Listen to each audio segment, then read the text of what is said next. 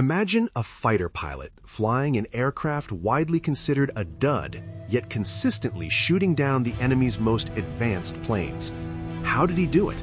We uncover the incredible true story of a P-47 Thunderbolt ace who defied every expectation and rewrote the rules of aerial combat. Prepare to have your perceptions of World War II air power completely shattered.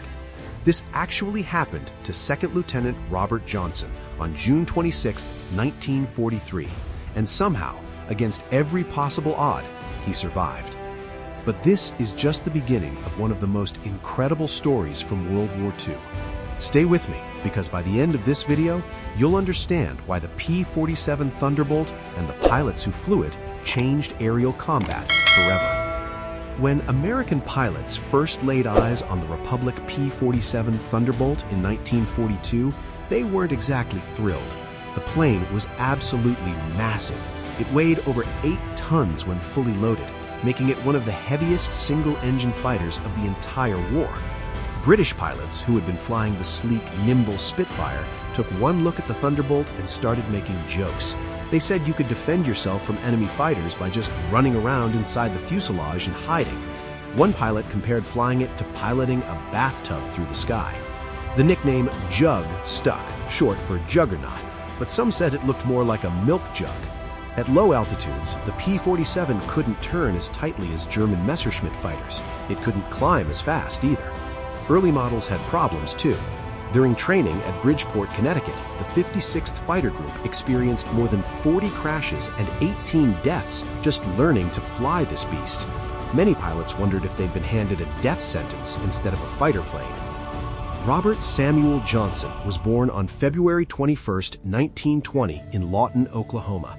When he was just 8 years old, his father took him to an air show at Post Field. Young Bob watched 3 Army Air Corps biplanes perform wild acrobatics, and right then and there he decided he wanted to be a pilot instead of a cowboy. He started flying at 13 and got his pilot's license the day before his 16th birthday. After junior college, he enlisted in the Army Air Forces on November 11, 1941. He completed his training and became a second lieutenant in July 1942. Then he was assigned to the 61st Fighter Squadron of the 56th Fighter Group, where he'd fly the massive P-47 Thunderbolt. But here's the thing. Johnson wasn't even officially qualified to fly the P-47 in combat when he arrived in England. He'd been trained as a bomber pilot. They sent him to Wales for gunnery training in March 1943, but bad weather prevented him from flying. He returned without proper qualification. His commander, Colonel Hubert Zemke, and his flight leader, Captain Gerald Johnson, were losing confidence in him. When Bob Johnson flew his first combat mission on April 18, 1943, he didn't even get to fire his guns.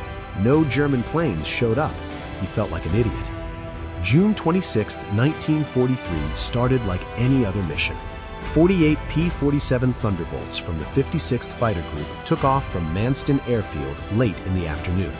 Their job was to escort B-17 bombers returning from a raid on Villa Coublay Airfield near Paris. Johnson was flying in the rear of his formation, which is often called the coffin corner because it's the most vulnerable position. As they approached the meeting point near France, disaster struck. 16 German Focke-Wulf fighters from the 2nd Group of Fighter Wing 26 dove out of the sun and attacked from above and behind. The first pass scattered the American fighters like bowling pins. Johnson's P-47 took a brutal beating. 21 20mm cannon shells smashed into his fuselage. One shell shattered his canopy, sending broken glass everywhere. Another shell hit so close that shrapnel embedded itself in his right leg. A machine gun bullet actually grazed the tip of his nose. His hydraulic system ruptured, spraying fluid everywhere. Worst of all, his engine caught fire. The P-47 went into a violent spin, flames streaming behind it as it plummeted toward the earth below. Johnson's first instinct was to bail out and parachute to safety, but when he tried to open his canopy, it wouldn't budge. The canopy frame had been twisted and jammed by the cannon fire. He was trapped inside a burning, spinning fighter plane. Somehow, through sheer instinct and desperate effort, he managed to kick the left rudder and pull back on the control stick. The P-47's spin slowed, then stopped. The wings leveled out, and then, like a gift from heaven, the engine fire went out on its own. Johnson couldn't believe it. His plane was still flying. It was badly wounded, barely controllable, and leaking every fluid imaginable, but it was still in the air. He pointed the nose toward the English Channel and home. Oil from the damaged engine completely covered his windshield. He could barely see where he was going. His instrument panel was shattered. Wind constantly blew hydraulic fluid and more oil into his face and his already injured eyes. He hadn't worn goggles that morning, and every time he tried to wipe his eyes, they burned even worse. But he kept flying. Then he saw another aircraft approaching. His heart sunk. It was a Focke-Wulf fighter. Based on what we know from Johnson's account and historical records, this could have been a pilot from the German formation that had attacked them. Johnson was completely helpless. He couldn't fight back, he couldn't maneuver. He just hunched down behind the armored plate behind his seat and waited. The German pilot pulled alongside Johnson's battered Thunderbolt and looked it over carefully. He seemed to be examining the damage in disbelief. Then he circled around behind Johnson and opened fire. Johnson braced for the end. But incredibly, the Thunderbolt absorbed the punishment and kept flying. The German made a second gun pass. More bullets tore into the aircraft. Still, it flew. A third pass, same result. Finally, the German pilot pulled up alongside Johnson one more time. He rocked his wings in salute, a sign of respect from one warrior to another, and then turned back to France. Based on what happened next, historians believe the German pilot had simply run out of ammunition and couldn't finish the job, though this was never confirmed. When Johnson finally landed at Manston Airfield in Kent, England, ground crews couldn't believe what they were seeing. He tried to count the bullet holes in his P-47, but gave up after reaching 200 without even walking around the entire aircraft. The plane he'd been flying, nicknamed All Hell, was so badly damaged it had to be completely scrapped. But Johnson survived, and he wasn't done fighting, not even close. On August 19, 1943, Johnson scored his second kill. Then in October, during a vicious series of dogfights, he shot down 3 more German planes in quick succession. Just like that, he was an ace, a pilot with 5 or more confirmed victories. The man who couldn't qualify in gunnery training and couldn't hit a target sleeve to save his life was now one of America's top fighter pilots. Through the winter of 1943 and into 1944, Bob Johnson became unstoppable.